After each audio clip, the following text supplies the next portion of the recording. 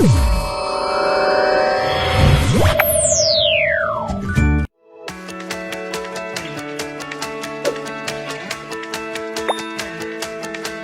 တော်နာမည်ကတော့ဖြိုးရတော့မှာကျွန်တော်အသွင်းနေစဖြစ်လာပြီဆိုတော့အမြင်အာရုံတွေဝါလာတယ်ပေါ့နော်ကျွန်တော်ကကွန်ပျူတာနဲ့အလုပ်လုပ်ရတယ်လို့ဆိုတော့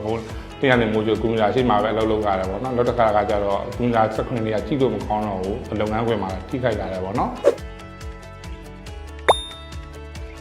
နေသူကကျွန်တော်သွားလာတာလဲလင်းအောင်နေရဲ့လင်းအောင်ကစူးလာတယ်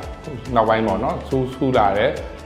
သွားလို့လာလို့အဆင်မပြေတော့ဘူးနေရဲ့လင်းအောင်စူးလာတော့ကြည့်လို့မကောင်းဘူးပေါ့နော်ညဘက်ဆိုလည်းအဲ့လိုပဲကားမီးတွေကထို့တော့အဆင်မပြေဘူးကြည့်လို့မကောင်းဘူးဖြစ်လာတယ်ခွဲစိတ်ဖို့အတွက်ကျွန်တော်ခွဲကန်းဝတ်စုံစားဝတ်ပြီဆိုတဲ့ကစိတ်လှုပ်ရှားတယ်ပေါ့နော်အရှင်းမှာခွဲစိတ်ဘူးတဲ့ကျွန်တော်ဦးလေးတွေတော်တွေတုန်းကသူတို့အတွေ့အကြုံကနားလဲကျင်တယ်ကြောက်ခါတော့ပူဆိုးတာပေါ့နော်ကျွန်တော်စိတ်ပူလှုပ်ရှားတာပေါ့တကယ်တမ်းခွဲကန်းနဲ့ဝင်သွားတဲ့ခါကျတော့ဆရာမတွေကကျွန်တော်ကိုတွဲနဲ့ဆက်ဆံတဲ့ခါကျတော့စိတ်သက်သာရစေတယ်ပေါ့နော်ကျွန်တော်ခွဲစိတ်နေတဲ့ထဲမှာလဲကျွန်တော်မျက်လုံးကိုငြိမ်ငြိမ်နေဖို့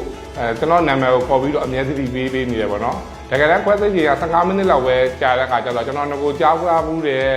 နာလာကျင်တာတွေလုံးဝမရှိဘဲနဲ့အစီအစီတွေချောမိုးနဲ့ခွဲစိတ်မှုကအောင်မြင်စွာပြီးဆုံးသွားတယ်ပေါ့နော်အခုလိုအစီအစီအောင်မြင်စွာပြီးဆုံးအောင်ခွဲစိတ်ပေးတဲ့အိုက်ဆက်ကိုအထူးကျေးဇူးတင်ပါတယ်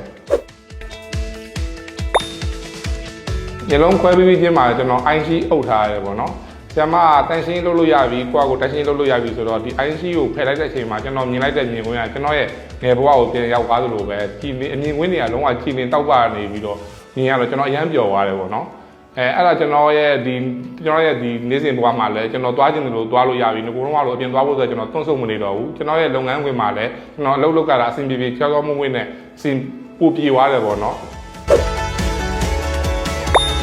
နောက်လိုပဲမျက်စိအတွင်းတွင်ဝေဒနာခံစားနေရတဲ့သူတွေကိုကျွန်တော်ပြောပြချင်တာကတော့မျက်စိအတွင်းတွင်ကိုခွဲစိတ်မယ်ဆိုလို့ရှိရင်အိုက်ဆက်ကိုရွေးချယ်ဖို့အတွက်ကျွန်တော်ညွှန်ပေးချင်ပါတယ်။အားကြောင့်လဲဆိုတော့အိုက်ဆက်မှာရှိတဲ့ဆရာမတွေကနည်းထွေးရှိတဲ့အပြင်ခွဲစိတ်တဲ့အခါမှာလည်းနောက်ဆုံးပေါ်စက်တီကြီးများနဲ့ခွဲစိတ်ပေးတာဖြစ်တယ်။အဲကြောင့်မလို့မျက်စိအတွင်းတွင်ခွဲစိတ်မယ်ဆိုလို့ရှိရင်ယုံကြည်စိတ်ချရတဲ့အိုက်ဆက်မှာခွဲစိတ်ဖို့အတွက်ညွှန်ပေးချင်ပါတယ်။